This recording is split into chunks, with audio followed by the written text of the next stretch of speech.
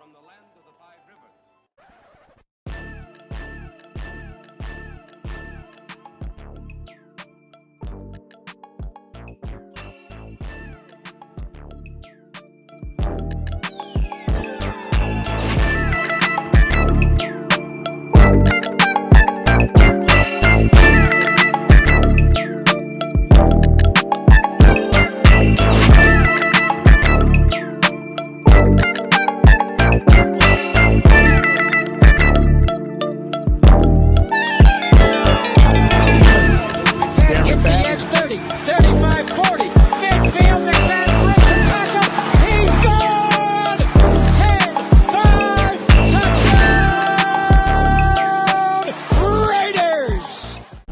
Years ago, when we came to Los Angeles, I really believed that the greatness of the Raiders would be in its future.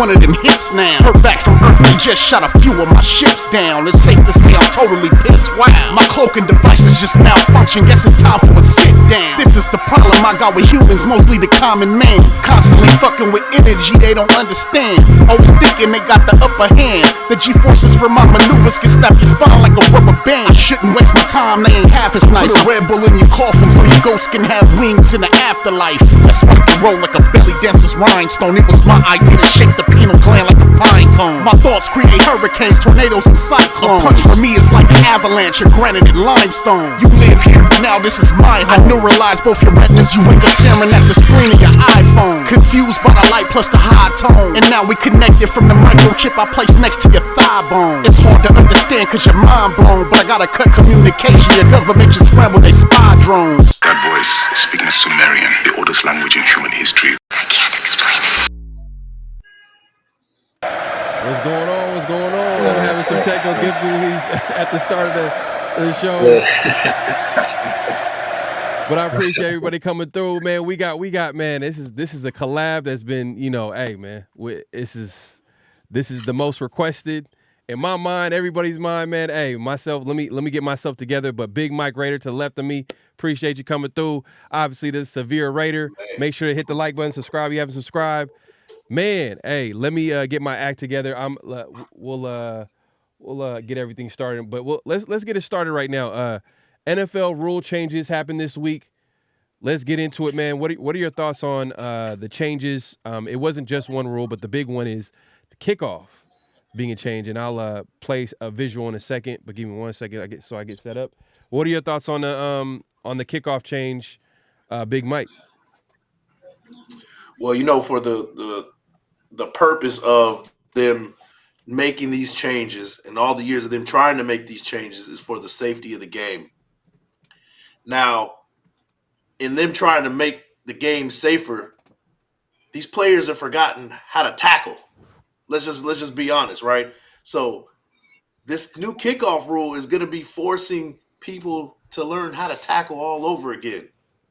And is that the safest way to learn it in a kickoff situation? I don't think so, man. I think that they're trying to do too much to the game, and you're going to see a lot more injuries in this scenario. With the way the new kickoff is now, I know that the players are like 10 to 15 yards across from each other. They can't move until the person has the ball in their hands. But the previous rules, most of the kickoffs are going in the end zone for touchbacks. Every kickoff is going to be a play you have to make now, which means that you're going to have to tackle. And that's going to be a problem because, well, they don't tackle like they used to in previous years. Kickoffs are still a violent speed-on-speed type of interval where somebody is bound to get their head knocked off either way. So I think these rule changes because of, they want to make the game safer. But in the long run, if you really look at it with a critical eye, to me, I think that is going to get these guys hurt in terms of trying to tackle and trying to make plays. But my take on it is money makes the world go round, man, at the end of the day. In the NFL, they will do anything to get the bottom line, which is increasing their pockets. And I think that, yeah, they might cover it up in safe player safety, but at the end of the day, think about what's going to happen when you're taking the defense's ability to tackle a big 250-pound tight end when a guy's like 5'8", $180, if you're being generous. That was their way of getting that player down. What's going to happen is more broken tackles, more points being scored. Me and Severe talked about this the other day. Last few years, the defense they've been catching up to the offense. We're not seeing. It felt like there was a stretch where we seen explosive offensive play, led by Patrick Mahomes and the Josh Allens, and then now defenses have been taking away those explosive plays. They're making these quarterbacks take the long way and scoring, and it's kind of been the defense has been, in my opinion, the defense has been catching up, and I think the NFL notices that. And hey, to get the casual fan, the average fan to watch this game, they like points being scored. I think indirectly, yeah, they can bring up player safety, but usually it's something to do with the bottom line, which is increasing that dollar, and points being scored means more people watching, and at the end of the day, that just means that's a win in the NFL's book. But Severe, what's your take on it? So I disagree with Button on message now. In terms of the kickoff change, I think that is a good change. I like that change. I think they had all but eliminated the kickoff from football with the rule change, and essentially teams were more incentivized to just let the ball go out of bounds, or let the ball go to the end zone rather, and take the touchback, or to fair catch. And take the touchback essentially than it was to return. Now you have it set up so where teams can say, you know what, we actually have a real shot of getting some positive field position if we actually return this kick. And I think it changes the dynamic of a game now, because essentially your kickoff returner, it was kind of that was a position you really didn't care about as much, right? Because you were rarely going to return kicks. So basically, you just wanted a guy that was going to, if there was a situation where you can have a return, you basically wanted a guy that can just catch the ball, and not fumble. But now you're kind of changing the game a little bit, where if you get the right returner, that can actually make some positive headway. And I think in the XFL, they had increased it so much where I think they had got it to a point where 90% of the kicks were being returned. I think the NFL has set a goal where they want it to be 80% of the kicks being returned. And I think that implementing this rule change, I think that is going to make, I think it's going to make some strides, and it's going to keep. But but much like Pharaoh said, it's about keeping butts in seats, right? The kickoff was an exciting play, and now instead of people changing the channel when it's a kickoff or going to get some snacks or making a phone call or doing something else, like now, hey, let me watch this kickoff and see what's actually going to happen. Yeah, and what I was saying, and Mike, you could take, you can go after me, but I was just gonna say this real quick. Like the majority of what I was talking about was more of the hip drop tackle. Obviously, the kickoff, it's going to be an adjustment because, like we kind of grew up watching this game. It's like it's going to be a weird look, especially the NFL. Anytime we've seen anything weird when it comes to football, it's always been the other leagues, the arena football leagues, the XFLs, right? And I'm going to go ahead and put this on the screen, and then we'll react to like this is what the NFL is going to look like next year when they return kicks. So let me go ahead and share the screen real quick. And kicker from the 30. Return team lined up at the opposite 30. Can't move to the ball is fielded. And here goes Keith Mumphrey. And they're going to turn it around. So you can see on the near side. And for the first how this can create some explosive plays. The Battlehawks have the sideline. And a kickoff return from Joe Powell to the end zone. And now they say he stepped out. No, touchdown, St. Louis. Oh, he scored. Okay. Get in there.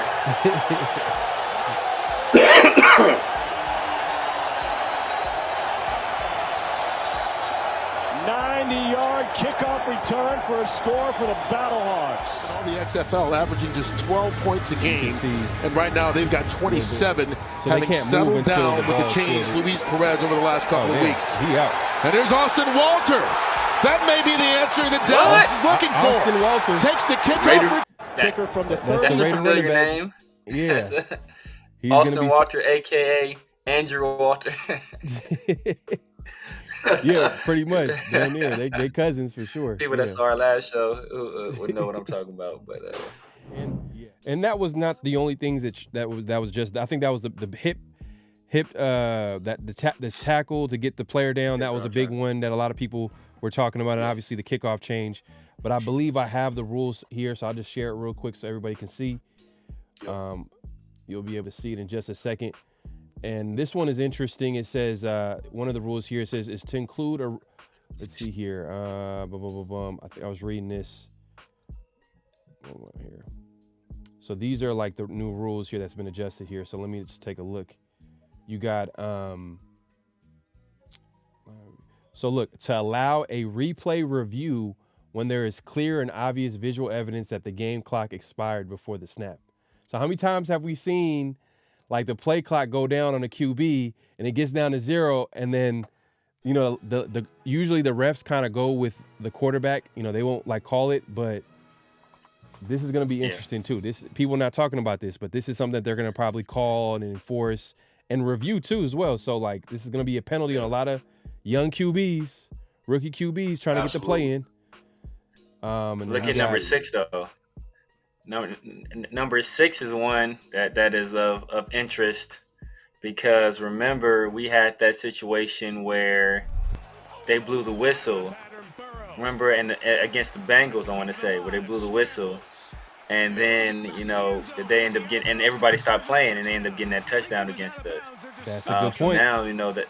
So now that's a reviewable play. So if they review that play and they hear a whistle, like that's that. Once the whistle's blown, that's the end of the play, right? So that's essentially ruling of the passer down by contact or whatever the case may be. So I think that's an interesting one. I like how they worded the getting rid of the hip drop tackle, eliminating a potentially dangerous tackling technique. Like, come on, man. Come on, man. Every tackle is a dangerous tackling technique, man. Like, like what is a defender supposed to do in certain situations? Exactly. But it's funny that they do change certain rules after the fact, after it happens to the Raiders. I mean, particularly the tuck rule. then that rule changed years after, and then the Bengals thing you were talking about, it's crazy how it becomes a rule after the fact. But I had so many arguments with people who are not Raiders fans about that particular play, and a lot of people are arguing that, oh yeah, he would have got scored on anyway. I'm like, you clearly don't know the game of football if you really thought that he was going to score anyway.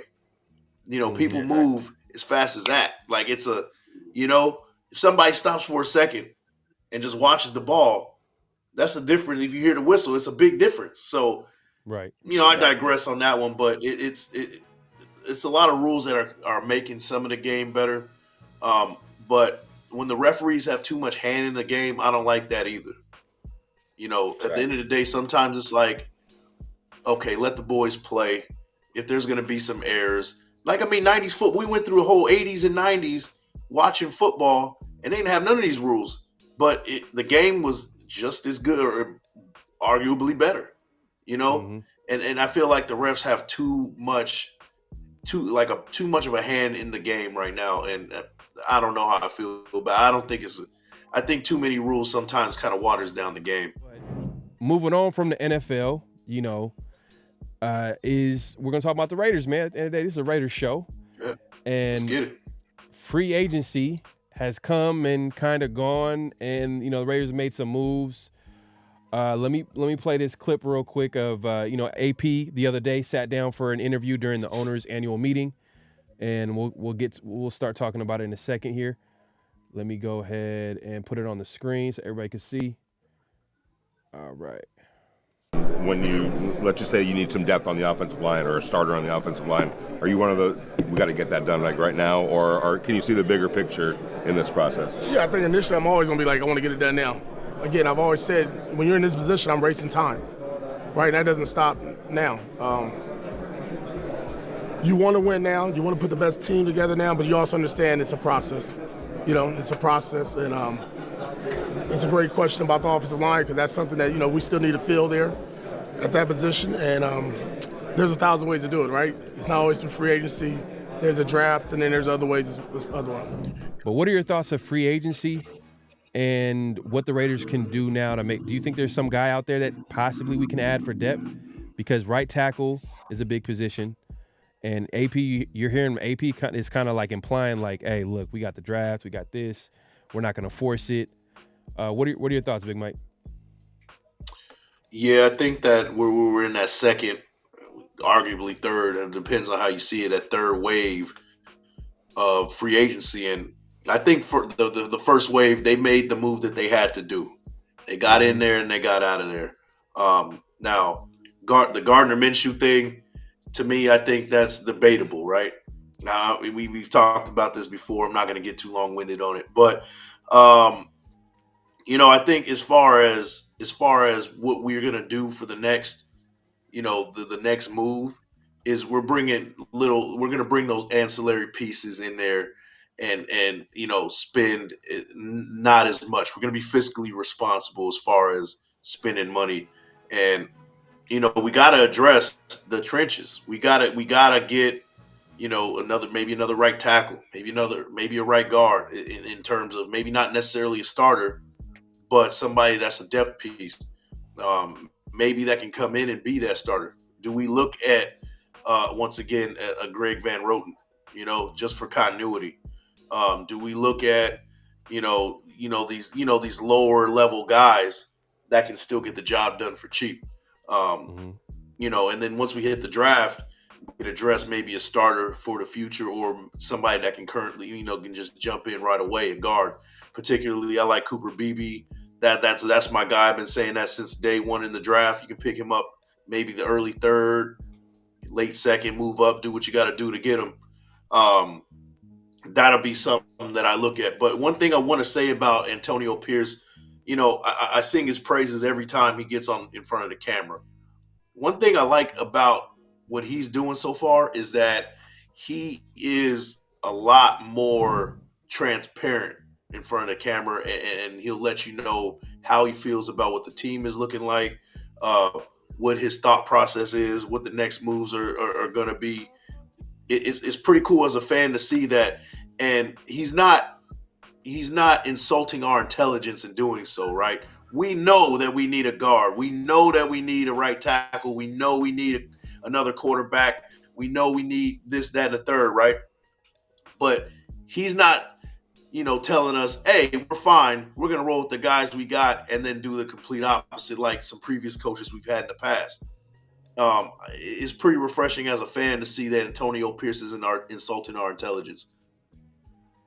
Yeah. No, I love it as a fan, but also there's another side to me is like maybe he should just play keep it to himself. You know what I mean? Because hey, look, the NFL, it's competitive, man. Just like any sport, and teams are trying to figure out what other teams are looking for so they can play chess and get the player that they want.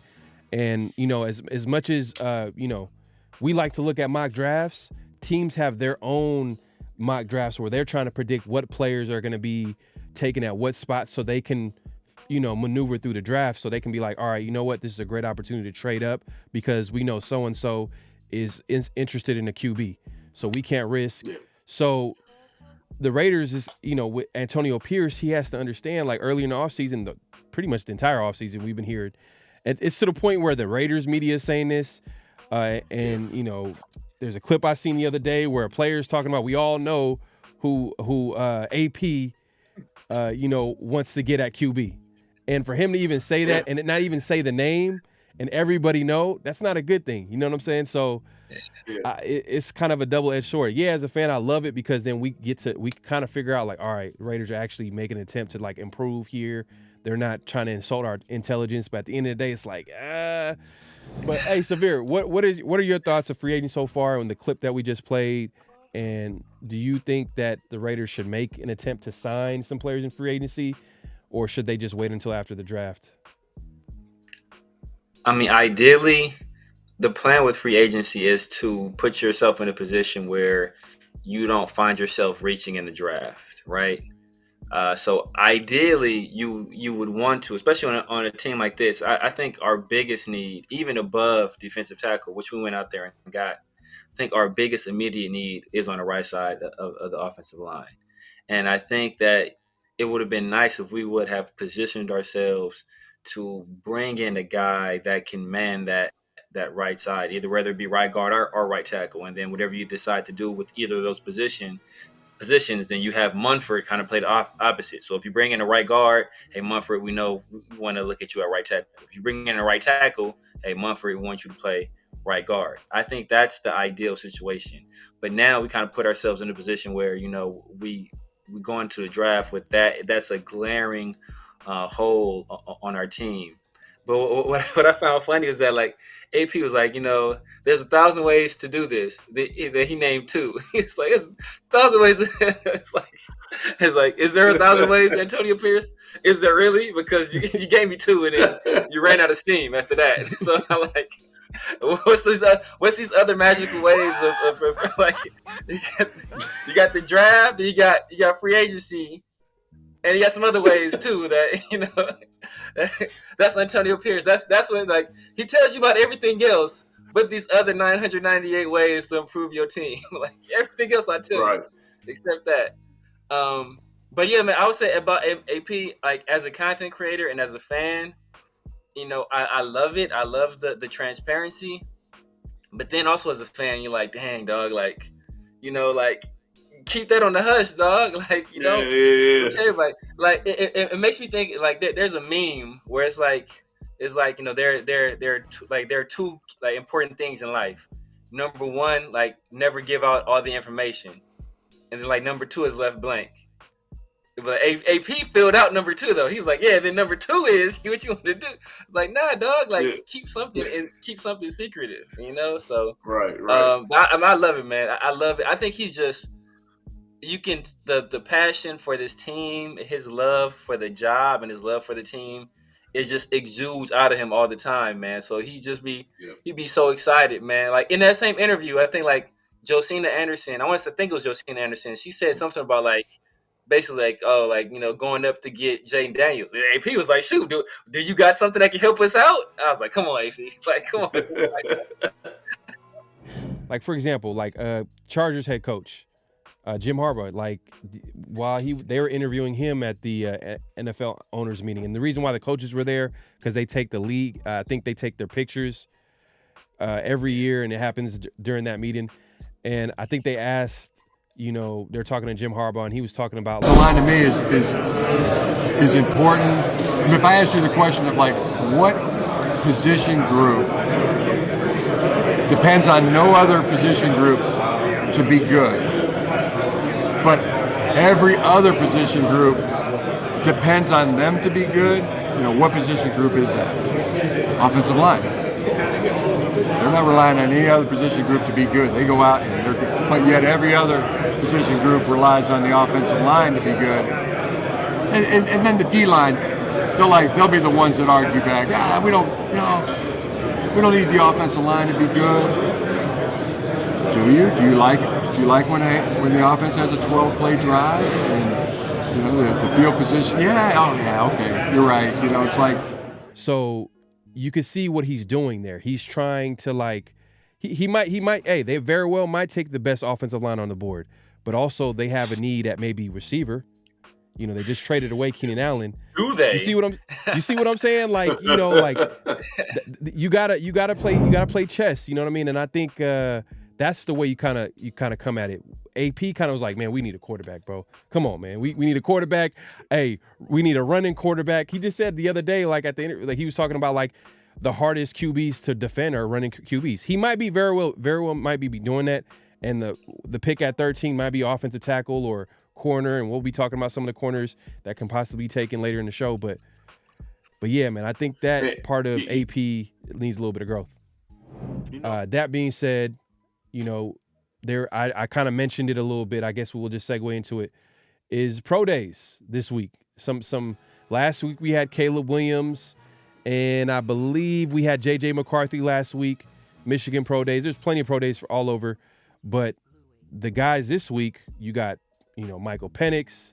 You got today we had Jayden Daniels, LSU pro day, and I believe tomorrow is North Carolina's pro day, which is led by Drake Maye.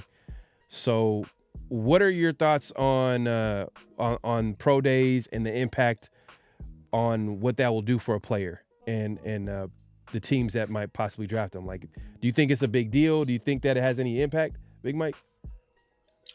I think it's more of a informal visit with everybody, and I think that's more important than actually what you're doing on the field.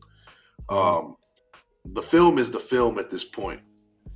You don't necessarily need a combine. You don't need a this, that, and the third. If the film will tell you exactly what a person does, and if you have a keen eye, you're gonna rank accordingly and accurately. And a pro day isn't gonna make your stock rise or fall. Now, we've seen it. What was it last year? Right? We saw what was the guy's name? Jalen Carter. He came into the combine out of shape, and it dropped his stock. The only thing about these pro days and combines is that the only thing you can do for players is drop it, is drop the stock. That's the only thing that it never helps a guy. You know that they're gonna go, especially from a quarterback's perspective. He's gonna throw a 70 to 80-yard bomb once, and everybody's gonna go all crazy about him throwing that bomb. Even though that's not a play that would ever happen in the NFL, he'll throw some slants without any defenders, nobody coming at him. He'll be in shorts and a t-shirt. He'll look the best he's ever looked in your eye, and then they'll get the highlights and put it on Twitter, on Instagram, and you'll be mesmerized by how great this guy is, solidifying what you already thought about him or whatever. So to me, it's a dog and pony show. At this point, if you don't know who you're picking, if you don't know what your rankings are on a big board, then you're doing the job wrong from a front office perspective or even a coach's perspective. You know what? I hear what you're saying. You're saying that could only hurt, but I think hurt their draft position if they pretty much come out to the combine and do pretty bad. But I think it really depends. I think if you know that you're going to go in the top 5, top 10, whatever, upper half of the first round, I can understand why a player would be like, you know what, I'd rather not mess up my draft stock. I think the tape speaks for itself. But if it's for these later round prospects, if it's for a guy that like, you know what, this right here can put me over the top. This can have teams thinking about it a little bit. I think that's where the combine can help them out. And before I let Severe get on this, I'm gonna show this tweet by Michael Penix, who has his pro day tomorrow, and you can see here it's him tweeting today. He said, "Just because I don't have to run, don't mean I can't run, and I'm not athletic. The real ones know." So, you know what I mean? Like but I'm gonna let Severe go over and you take over in your thoughts on what this conversation. But like, you hear Penix talk about, hey, it kind of sounds like he might not run, but I'm like, Penix, I don't know, man. I don't know if you should be the guy talking about you shouldn't run and do all these athletic testing where everybody's kind of talking about you being like the 5th or 6th quarterback taken, which is not a bad thing in this draft because it's a very good draft for QBs and all these QBs are going left and right. But a guy like Penix might feel like he might be the best QB in the draft or a top 3. He should be top 3 taken, but he's a guy that people are talking about. JJ McCarthy taking him over, Bo Nix, him going in the 2nd round. I think it would help him if he ran or did any of the athletic testing. But Severe, what are your thoughts? Do you think the pro day has any impact on the process, and guys like Penix coming out and saying that, and we'll find out tomorrow, but it just sounds like from that tweet, he's not going to run. But what are your thoughts? If like a guy like Penix, would it help his stock or any player? I mean, I think you can help your stock in select situations. I think back to my man, what's my man that ran the fast 40? You about to say Justin Fields. You was about to say Justin. Man, this dude can't help himself, man. Justin Fields is, look, we ain't talking about. Look, you talking about Xavier Worthy? That's what I'm talking about. Oh, okay, John Ross. John Ross. You trying to say? Okay, John Ross. All right, John Ross. So that's the guy that I don't think he was a 1st round receiver. And I think he ran that 40, and I think I believe he was the first receiver taken that year, if I'm not mistaken. But he's a guy that, in most people's opinion, he shouldn't have been drafted that high. I think it's going to be have a similar effect with Xavier Worthy this year. I think Xavier Worthy is a much more talented player than John Ross was. I think Xavier Worthy was probably like top of the 2nd wide receiver, but he might get pushed up into the 1st round because of that 40. Ideally, when you go to the combine, you go to these pro days, is to validate what you see on film. And if you see something that maybe that doesn't align with what you see on film, maybe that forces you back to your film. Like, hey, man, this guy, he ran a 4.3 today. Like, on film, he looks like a 4.5 guy. Maybe I need to go back and kind of evaluate that. Hey, today I saw this quarterback, the ball was exploding out of his hand today. Like, you know what? Maybe I need to go back to the film and see, like, you know what? Is there something I'm missing in the film that that kind of made it look like his arm wasn't as strong, or maybe the way the offense was, he didn't get an opportunity to showcase that arm strength, and now in the pro day setting, he's showing it off. So I think I think some people had questions about Jayden Daniels' arm strength, and he made at least 2 throws. He made a throw that was like 75 or 70 yards in the air. He made another one that was kind of off platform. That was like 65 yards in the air. Then he weighed in today. People had questions about his weight. He weighed in today at 210 pounds. So I think that, I think it can answer some questions. Maybe it doesn't completely improve your stock, but if there's some questions that teams are kind of teetering back and forth and kind of on the fence about, like everybody had questions last year about Bryce Young's height and Bryce Young's weight. He went to the combine and got a little bit of those questions answered. This year, everybody has questions about Jayden Daniels' weight. He weighed in at 210 pounds. I think that's like you feel more comfortable drafting a quarterback that's 210 pounds rather than somebody that's like 195 or 190. So, I mean, I think it can go either way. With a guy like Penix, I think he's in a spot where what other blue chip quarterback prospect ran a 40 this year? And so if he feels he's better than all of those guys, why am I out here doing more work than them? I put up numbers that none of these guys put up, in back-to-back years. I went to the national championship game. I was Heisman runner-up. Like, what else do you need from me? So he's like, why am I out here running? I showed you guys in this Texas game, if I need to run, I can get out there and scoop. I showed you guys that, in Indiana was a while ago, but he was a runner at Indiana. I just choose not to do it now. But if I need to pull out this tool, just because I ain't brought out the hammer for a while, don't mean if I don't see a nail, I won't bring this thing out. So I think that it's a situation where, like I said, none of the top quarterbacks are doing it. He probably feels as if, why am I doing it if none of these other guys are doing it? I'm already a better passer than all of these guys, and I put that on tape. So, if we're looking at the quarterback position, I throw better than them. I threw for more yards than both of these guys. I mean, any of these guys the last 2 years. Why am I here doing something that these guys aren't doing?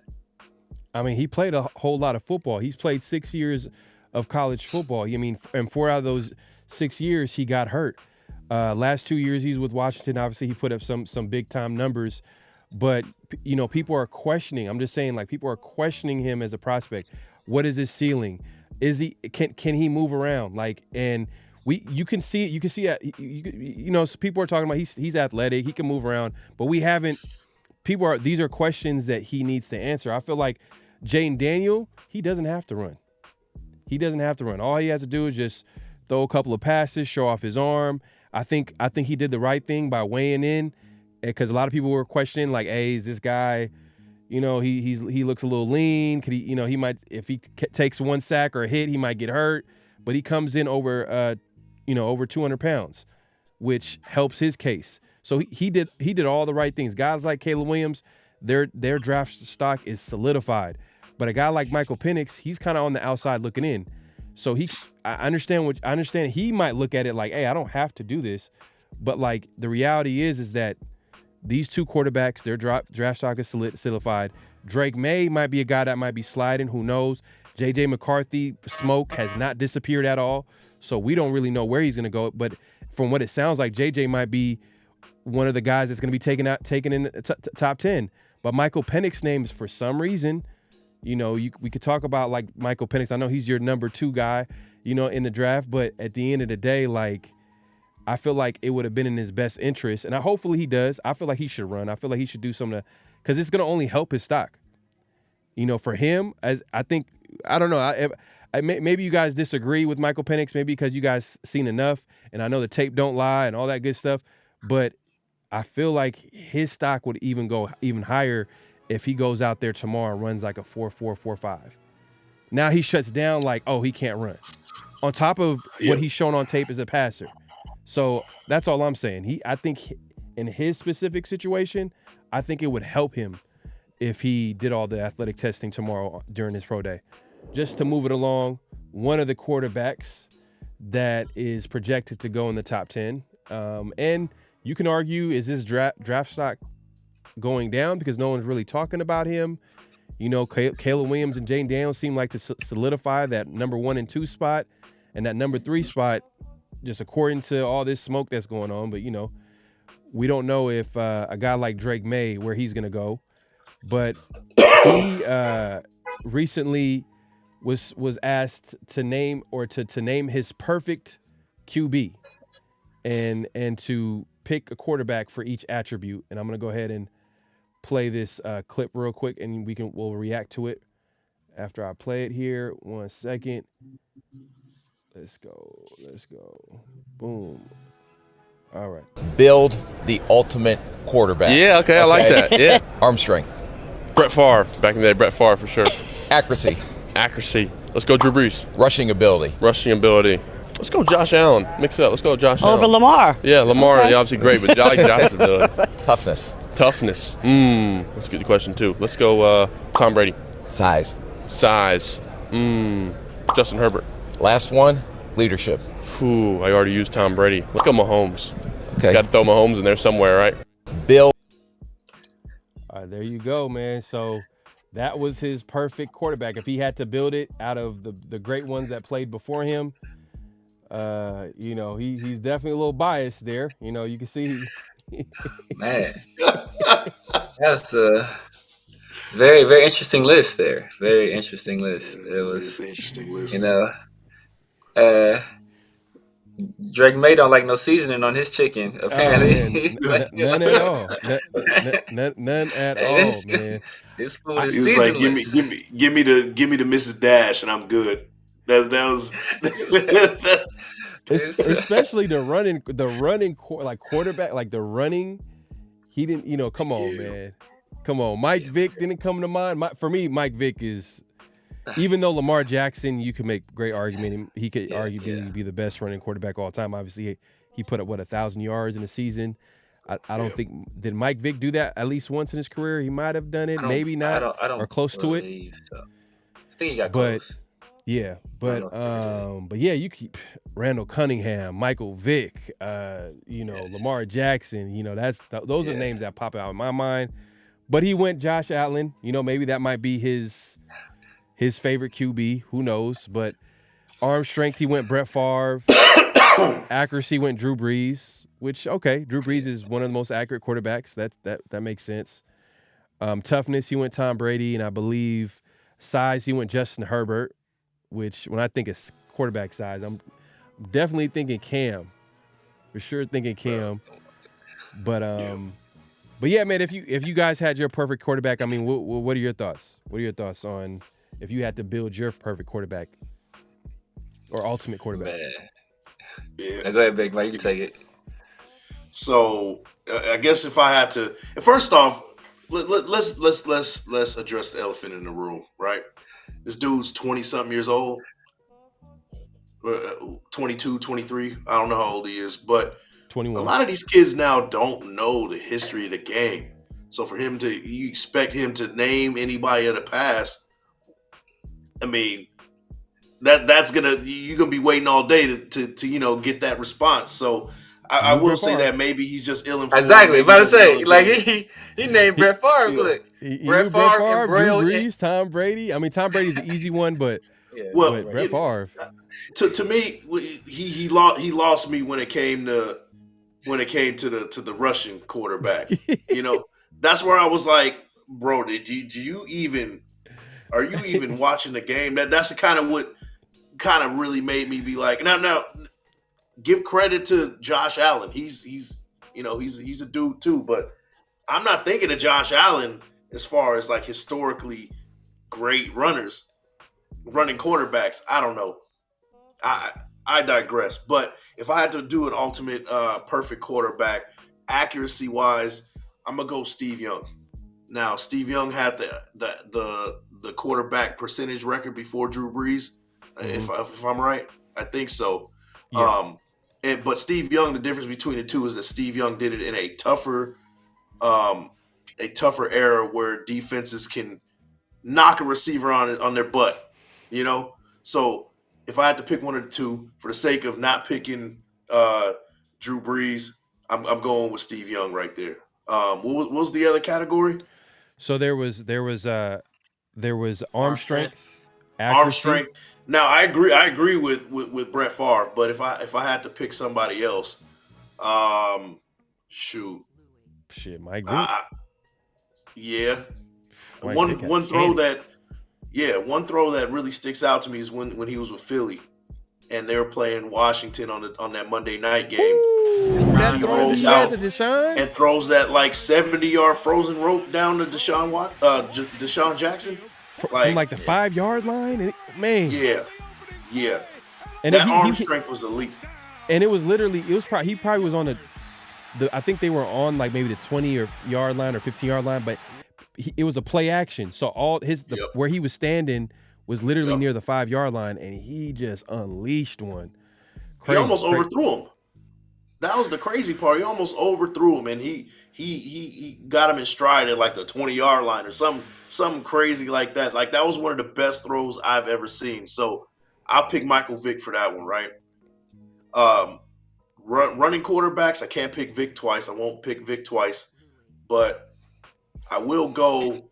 I like Cam Newton just for the power and speed. I'll go Cam Newton.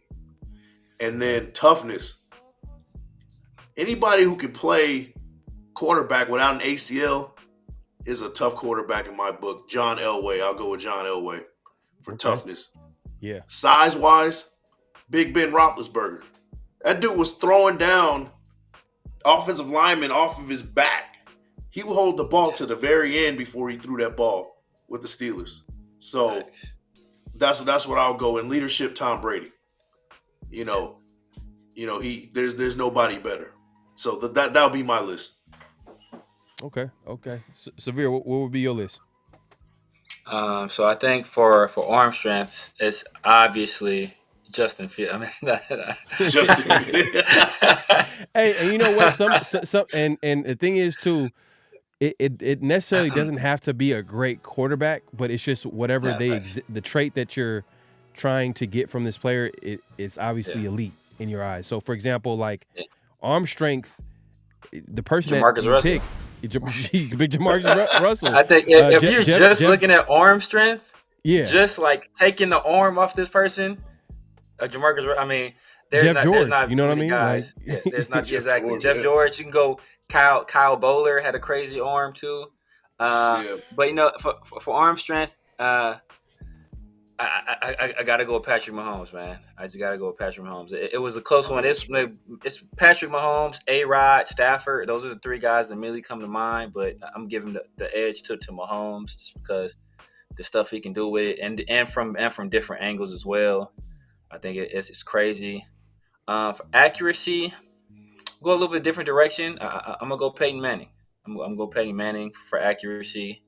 I think, and just the way, the precision with which he executed the offense as well as the accuracy, I think that was top notch.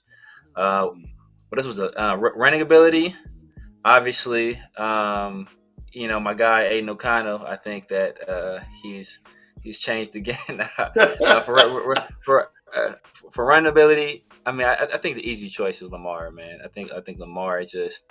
He doesn't have the speed that Mike Vick has, but I've seen Lamar do some just crazy video game type stuff. Stop on a dime, spin, shake two dudes, and then hit the Jets and man. So and I think for size, how can we forget the hefty lefty Jared Lorenzen? That guy was built. Guy was built like a construction worker, man. Man, R.I.P. to him, man. But if you guys don't know who Jared Lorenzen is, look up Jared Lorenzen. But Cam Newton is an easy choice, man. Yeah, man. Yeah, Cam Newton's an easy choice there, man. Cam Newton, the dude was built like a defensive end. For toughness, that is a tough one. That is a tough one, man.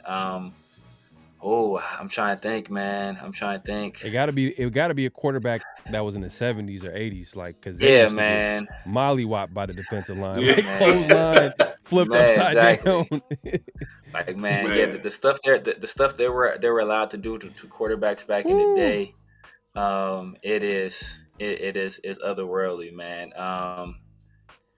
Yeah, man. I like the choice of John Elway, though, man. I like the choice of John Elway. But let's move it along, man. We got Mike's 30-day, 30 prospect list going on right now, man. He's in the midst of doing that, man. Make sure to check him out, man. Big Mike Raider, as you see on the screen. Make sure to hit the like button.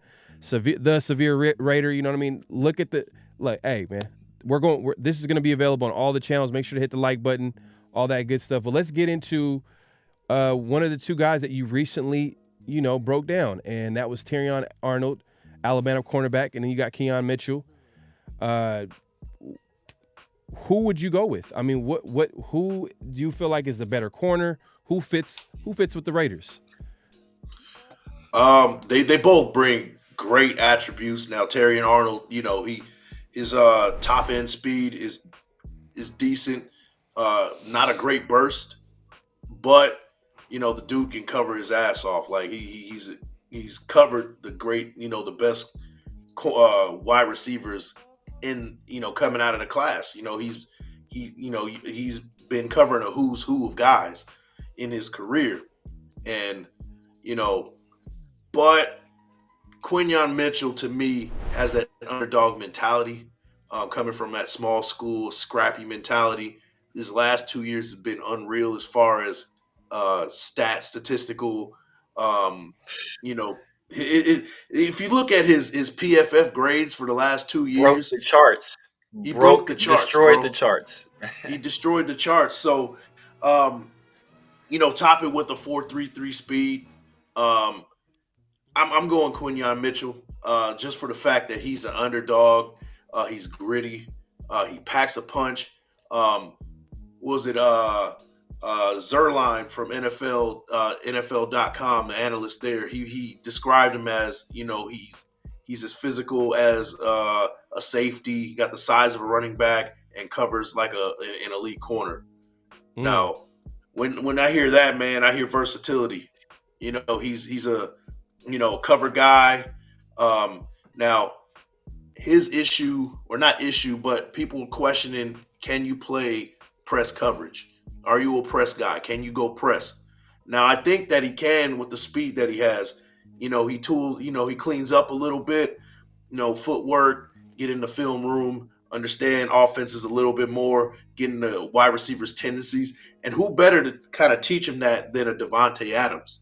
Having that and sharpening his skills and, making those mistakes, going against an elite wide receiver.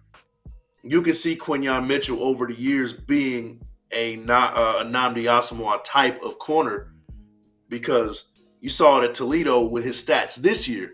He only had 1 interception this year, but nobody was throwing the ball to him like that, and we saw it a bunch of times when Nnamdi Asomugha had no picks, but he was making Pro Bowls, because nobody was throwing to his side. And he had a reputation that, hey, do not go to 21, because 21 is going to make you pay.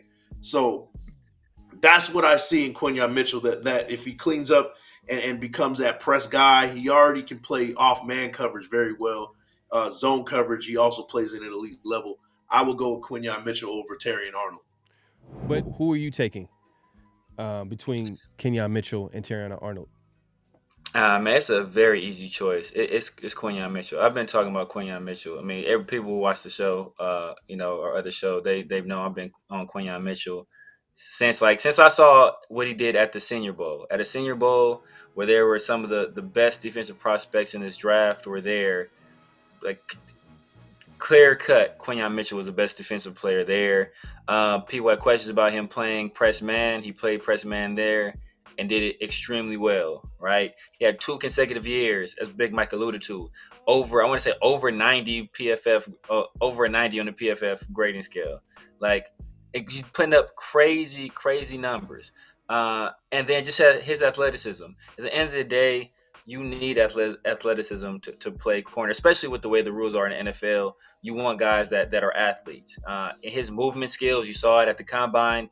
Not only did he run well, but his movement skills, were great. He jumped well as well. I think only thing he didn't do great in was like the broad jump.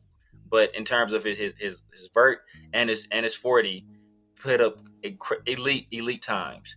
And just his movement, and when he's doing the field drills, you see how he moves as a corner. I think if once you have those requisite skills, technique can be taught. And the thing about technique is that from team to team, how different teams play press, those techniques can change. They'll teach it differently. Some people, that they play the catch technique. Some people want you to get hands on them early. Like, it depends on what kind of defense you're in. So I think that that's stuff he can learn. And in terms of a fit, talk about Terrion Arnold being a leader. We have leaders on this team, right? We have leaders in the secondary. I think Marcus Epps is a leader. I think Jack Jones is a leader. I think Robert Spillane is a leader. I think Max Crosby is a leader. But if you have 11 guys that are leaders, then who's a listener? Sometimes you need guys that can listen and follow directions. So if you got everybody trying to talk and be the guy, then who's going to be? You can't have an army full of generals, because nobody's going to fight. You need generals and you need soldiers.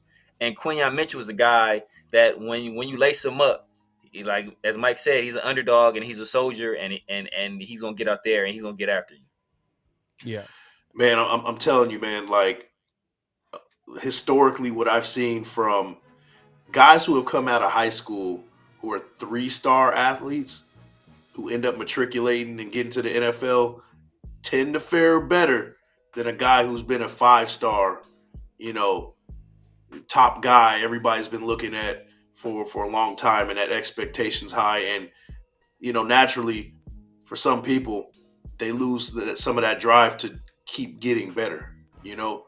And to me, that Quinyon Mitchell, he seems to have that chip on his shoulder and that hunger to want to keep going and getting better. That's what I'm getting from him. And all 3-star athletes. Patrick Mahomes is a 3-star athlete coming out of high school. There's a bunch of 3-star athletes I can name that are in the league, and you're like, wow, these guys were 3-star athletes. They were not 4 or 5 stars. But that kind of stuff really does make a difference because it gives you a mentality. It gives you almost a personality on how you approach the game in the college level and moving up. And I think that Quinyon Mitchell, coming from a small school in Toledo and being a guy who 3 stars, nothing to scoff at, but it's not that elite guy that everybody's talking about. So, having that mentality and moving up the ranks is attributed to, people kind of overlooking him over the years. So that's the kind of guy I want on my team. Somebody that's going to be, that underdog, that guy that has a chip on his shoulder. As a Raider, you need those two things. That's prerequisite, especially on this defense. I think he fits in perfectly, man. Y'all need to check it out. Go to his channel, man. 30 prospect, man. I think you're on quarterbacks right now. He just finished some of the corners, so make sure to check him out on his channel. And make sure to like the video, subscribe, hit the notification bell, man. Any last thoughts, man, before we wrap it up, man? Like, what are your thoughts on what to look forward? What should Raider Nation look forward between now and the draft? Look for all the rumors that are going to be surfacing. This is the grift season, NFL grift, Raider grift season. Trying to sell something to you, but have fun with it. Definitely have fun with it. Now, as far as the 30 days, 30 prospects, you can check it out on my channel as well. But you can also check it out on PlanetRaiders.com. I have the full article along with the video as well. So not only can you listen to it, you can get a good detailed read, 5-minute read. Go check it out, PlanetRaiders.com, and get smarter as far as this 2024 draft class goes. There you go. Severe, any last thoughts? Yeah, man. As kind of Mike alluded to, as we always talk about, man, this is smoke season. So you're gonna hear a whole bunch of rumors about guys moving up in the draft, where guys are gonna get taken. And you got to take everything with a grain of salt, man. And there's gonna be some surprises on draft day, right? Just because where we value a guy doesn't necessarily mean he's not gonna be higher. He's not gonna be lower. I think of last year, right? A guy that I was not a fan of, Emmanuel Forbes. I think he ended up being like the first corner taken last year, if I recall correctly. I compared him pre-draft to DeMarcus Van Dyke, and that comparison seems to be holding. So, but just don't judge these picks prematurely. I know a lot of people, they're not high on Michael Penix. He has his pro day coming up. He might answer some questions there. So we got to see though, man. It's going to be a very interesting time between now and the draft. Tons of rumors, tons of subterfuge, people putting out stuff that's fake. Just kind of weed through all that stuff. And where's the best place to do that?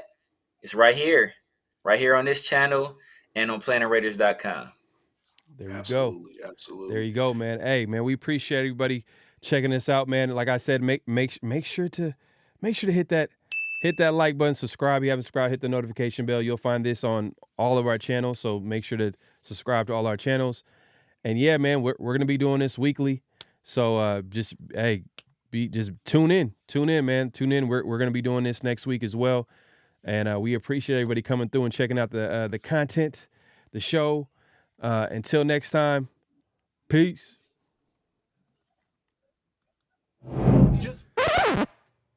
Yo, Raider Nation, man, quick little update. Obviously, this was taped before the Michael Penix Pro Day. He just ran a 4.46, had a 36-inch vertical. You can see the athleticism in Michael Penix. So his draft stock is definitely going up, man. Let us know in the comment section down below.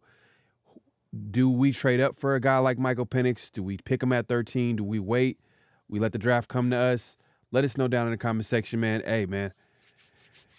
Things just got interesting. Peace. Just win, baby.